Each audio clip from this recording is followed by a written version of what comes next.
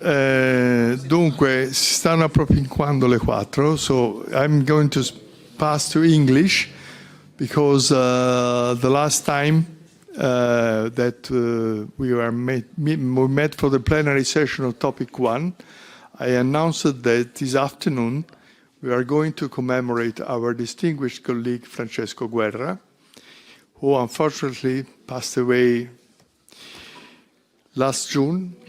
And let me recall to the Italian component of this audience that later we'll have the assembly of the associates of the Italian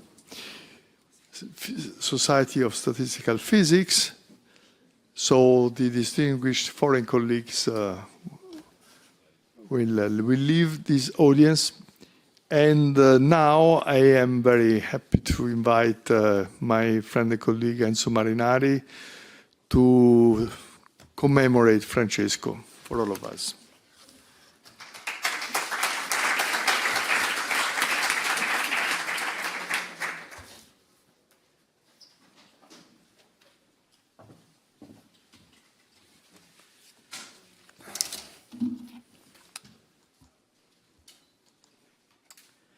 Okay, thank you so much, Roberto. You've done so much for this society and for all our joint efforts. And I believe that organizing this section has been a very nice idea. And it's my really big pleasure to say a few words about a person that was my professor, my guide for many years, and was very close to me and to many people. And what I want to try to do with you is to try to reconstruct a personality that has been indeed very powerful and very complex. And I think that many of the parts of his personalities go together, and even things that are very far away from the direct scientific part have an influence and impact on explaining his scientific attitude and somehow many of his results. I will try to go through. I want to thank Adriano Barra, that has been his last student and has been working a lot with him. He gave me material that has been very useful. He should have been here, but he could not be here. So I think he has been important also for me in setting on that. So let me start from the start, meaning me meeting Francesco Guerra for the first time or a bit before. I mean, I entered this story, but this is irrelevant. You will see. This is told because tell something about Francesco. It was 81. I was looking for a tesi di laurea. And as you would do in Rome, typically, I was talking to Nicola Cabib. And Nicola told me, yes, sure, there are many things, but you know what? You should go and talk to Francesco Guerra. But I didn't know at all because he was in Princeton at this moment. He was coming back. Because Francesco Guerra will explain confinement. That was the attitude. Now, many of you are too young to remember, not exactly in the field, that 45 years ago, confinement was very far, confinement of quarks was very far from being a sure thing. On the contrary, it was very debated. Now it has not been proven, but because of numerical simulation and so on, nobody has doubts, has very strong doubts. And Francesco had been in Princeton, I will go back to that. If the famous celebrated paper by Guerra, Ross and Simon, I mean, he was working on constructing field theory. And there were a huge number of hopes about that. Indeed, already you have to think about a place like our department that was a particle physics place mainly. There was a lot of statistical mechanics, very big bosses. I mean, Gallavotti, not Giorgio Parisi. Giorgio Parisi was at that moment a particle physicist, okay, a very powerful, already celebrated Altarelli Parisi particle physicist. So there was statistical mechanics, right? Gallavotti, Iona Di Castro, that had moved already, but Francesco Guerra came in the mainstream. so somehow called on a chair about the people, the theoreticians in high energy, because of the hope that people put in his approach to mathematical physics. Indeed, as I told you, Francesco had been in Princeton with Guerra, the paper celebrated, two papers by Guerra, Ross and Simon, proves existence of infinite volume limit for bosons with polynomial coupling in 2 dimensions. Clearly you want to go to 4, now they are trying to do it, but I mean, that was somehow the way. So eventually, I spoke to Cabibbo, then Luciano Maiani brought me the first time to Francesco Guerra, and he was impressive from first time, and I will go back to his way of dealing with people, because he was so friendly, and in some sense, very far away, a bit detached. I mean, he would be very close to you, but he was in a very clear way. This meeting was fantastic. I was very taken. We had a little chat. And then something happened. I was taking a course with Giorgio Parisi. Giorgio Parisi was running after Ken Wilson ideas, so how to really do something operational of renormalization group for lattice gauge theories. And one day I was with him and Francesco Guerra, and he started to talk about there. And say, Enzo, but would you be interested? And I say, sure that I would be interested. And Francesco was completely open. Indeed, eventually my thesis was with Giorgio and Francesco. Clearly, the operational part was more with Giorgio, but Francesco was always available. He would look at our computations, would find some problems sometimes. He would look for consistency and for also utility of what we were writing. We were doing this pseudo-fermion stuff. I mean, how to simulate fermionic fields. This is also very common now, but it was completely new at the time. And Francesco was even operationally very useful. Okay, so this is my start, and somehow I hope I use it to tell you the first thing I wanted to tell you about Francesco, so his important role in constructive field theory that he worked about mainly in Princeton. So what about the timeline of Francesco? He was born in Naples. Francesco was very Neapolitan. Now, I don't know how much this means for some of you. For the Italians, I think for many of you, means a lot. His elegance, his approach to culture, and to the way to deal with culture with other people was that. So Francesco was born in Naples in 1942, got a degree in physics in Naples. In 1968, 1972, he started to work in research in Naples, CNR, INFN, and then in 1972, he became professor at Salerno University. And here there is another thing. In Salerno University at the moment, there was Professor Edoardo Cavianiello. Edoardo Cavianiello was something born with quantum field theory, I mean. But he was really ante litteram, and is very interesting. Very interested to neural networks. He was very much inside what was called very much cybernetics at the moment. Now we would use another language. But so they would, Francesco was embedded very much in that. Edoardo Cavianiello created a big group, indeed a CNR laboratory, where these things were happening. So he was born in 1921, Cavianiello died in 1993, coming from quantum field theory. Francesco was in quantum field theory, but again, with his huge interest in neural networks, and is really remarkable because I, just for giving this little memory, I looked a bit, and it's so modern what he was doing. Most part of it is basically sorry, let me start to put, yes, we have a new.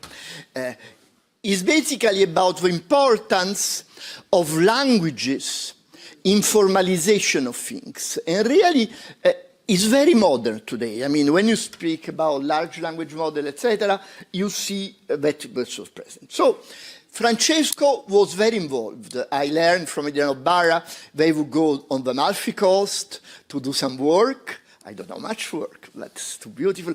Edoardo Cainello created a school that is still alive and strong in Vietri sul Mare, very important place.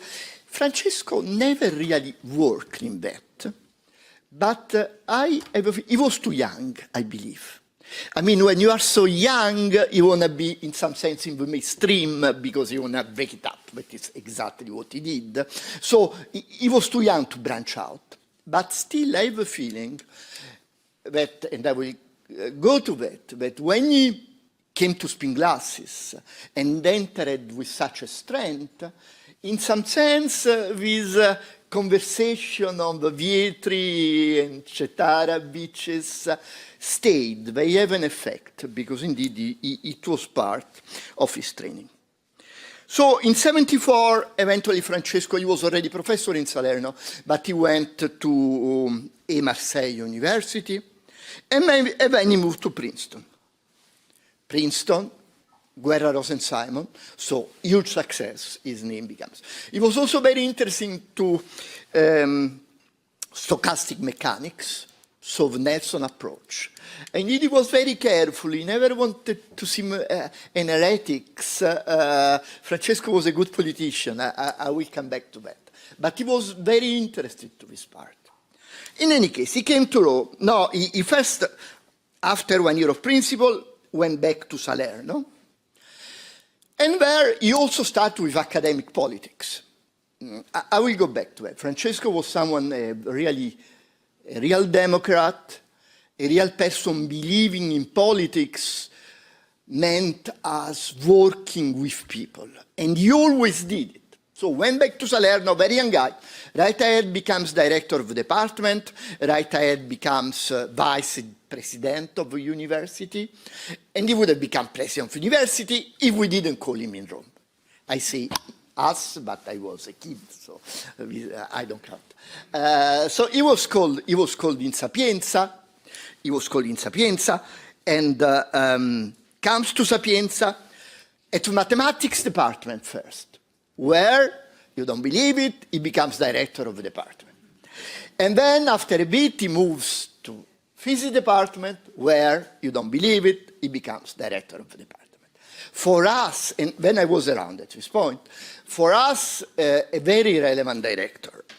I will also go back to it. In these years, really, so in 83, he was director of mathematics department. From 95 to 2001, he was our director. And in this year, really, he had an impressive scientific leadership. So Francesco, and I want to show, I think, yeah, he was 35. So this must be 70, I don't know, more or less 70, a little bit after 68, right? And you see the kind of person. So he was a politician in the best sense of the word, because he liked a lot to discuss ideas and to use his ideas in order to impact reality. He always did that. As a director, he was impressive. Francesco, because now I start to really remember, as a very young colleague, he would spend most part of his time walking around in the corridors and meeting people.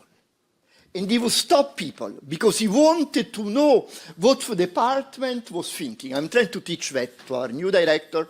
He's not completely convinced, but I mean.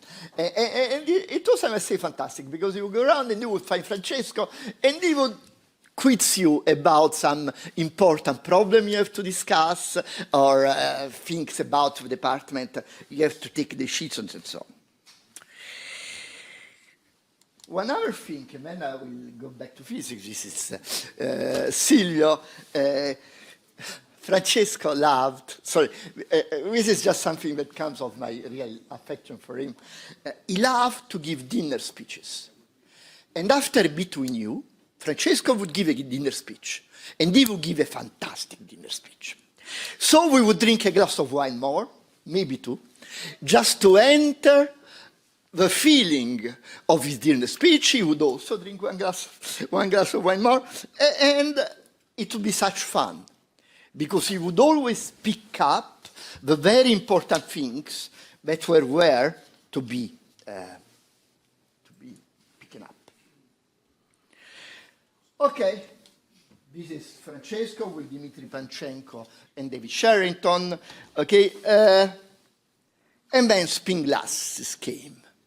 Right, in Rome, it was at this point basically impossible to resist to the Parisi wind, right? When we started, spin glasses were not around somehow, right? The Parisi was a genius of Attarelli Parisi, but then after 10 years, things were different. Now spin glasses were it. And Francesco got touched.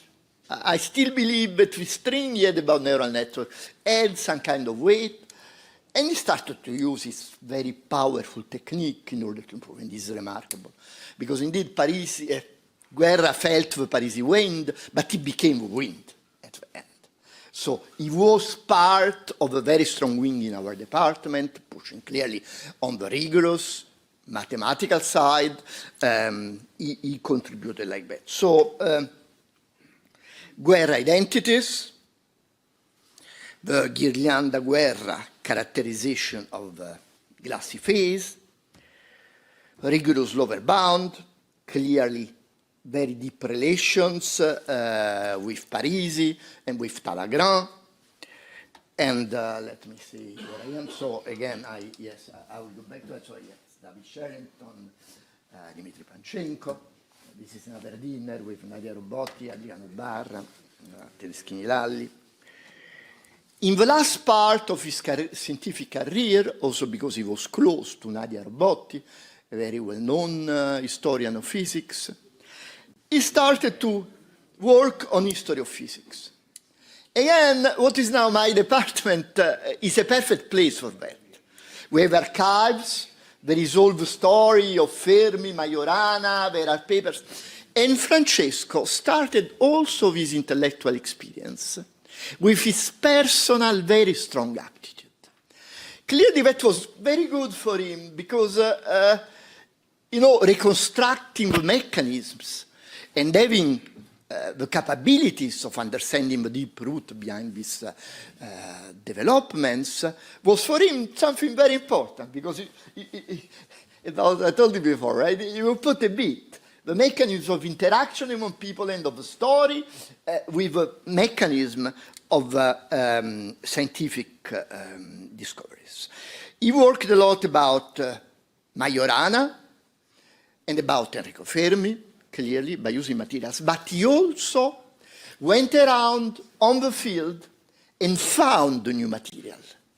Francesco went to, let me see, do we have one more? Yes. Francesco went to Avellino, for example, where there was a family that happened to be close to Enrico Fermi, the D'Agostino family, and he located an unknown Fermi notebook that for some reason had ended down there. So it was in Oscar D'Agostino family. It was the first laboratory notebook of Enrico Fermi. This allowed him to study the discovery of a neutron-induced radioactivity. So this is work from 1934, on documentary basis that were not known before. So, and you see, you get a theoretician, a mathematician, you put him to understand the history of science, and he goes on the field and he finds an unpublished dossier. I was always completely touched by that. I think this is impressive. I mean, I will close now. I think I told you what was appropriate to say. But somehow, Francesco's life, so crucial for so many of us, so many people remember him, and students of him that become important researchers, and students of him that work out of academics, remember him with a lot of love, because he was always close to people and ready to enter in the desire and in the perspective of people. Okay?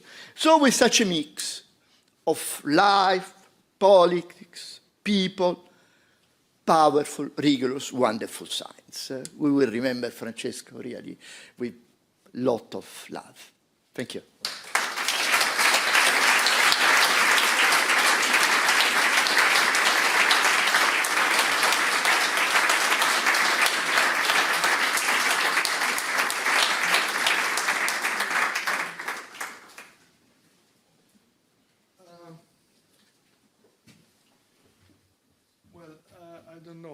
still space if someone would like to say something about Francesco. Feel free to do that.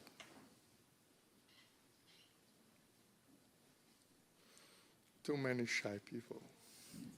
But we, all of us knew him. Stefano and myself, maybe we can recall something, maybe you remember. We were very young, and we went to Rome. You're always sometimes very young, even young. So we went to Rome together, and I went to Rome to see someone, and we met Francesco. At least for me, it was probably the first time I heard about him. And we started discussing with him about physics and what he was doing and so on and so forth. At some moment, we are trying to understand what we are going to do in the evening. And he said, in his very polite Neapolitan accent, I tell you in Neapolitan, dove andate ragazzi? Because he had, dove andate questa sera? We don't know, non so, lo sappiamo. Perché non venite a mangiare da mamma? Why don't you come to have dinner at my mother? So the first time we met, so this is Francesco. This is the press was always open to everybody. It was really amazing. The fact for me that was. Do you remember? What I remember is scientific, because in my thesis that I will tell the story got lost. So there is not a single version of Stefano, come here. Yeah. So it's not a single version of my Laura thesis, and there was a chapter about stochastic electrodynamics, and I told Francesco about this, and he was just finishing his review article, I think, in Physics Reports about the Nelson approach, and he told me that the stochastic process that was in the papers that I had read were wrong, so that was not the right approach. And of course, he was correct. So that was. But it took, several days studying his review and to understand why the stochastic process was wrong. So this is the scientific. There is Emilio in the hall. No, Emilio. Is he here? Emilio is not here. No. Because Mariella Loffredo was supposed to come, and then she was busy with but maybe Emilio got stuck at the end, because Mariella was supposed to come, and I don't know if, okay. It's a pity, Yes. because I think Mariella could have said something about him. No, just a very short word. I know Francesco Guerra at the time of seminar in Rome on stochastic process created by John Lasinio. Then I met him just rarely. But recently, in last year, every year in Congress of Italian Physical Society, I pass all my time, because he came in all the conference of CIF, Italian Physical Society. I stay always with him. He continued to sometimes to speak about his theoretical contribution, but this theorem is perhaps is wrong, and is a very like a volcano, about a very deep volcano, about history of Fermi, history of Majorana, very, very, very, very impressive. And I agree with you, he's very gentle man. When we discussed, they said, Bernardo, if you like to, that I say something again, Italian Physical Society, you don't convince me, because we were very, very, very, very good people. Okay. Thank you.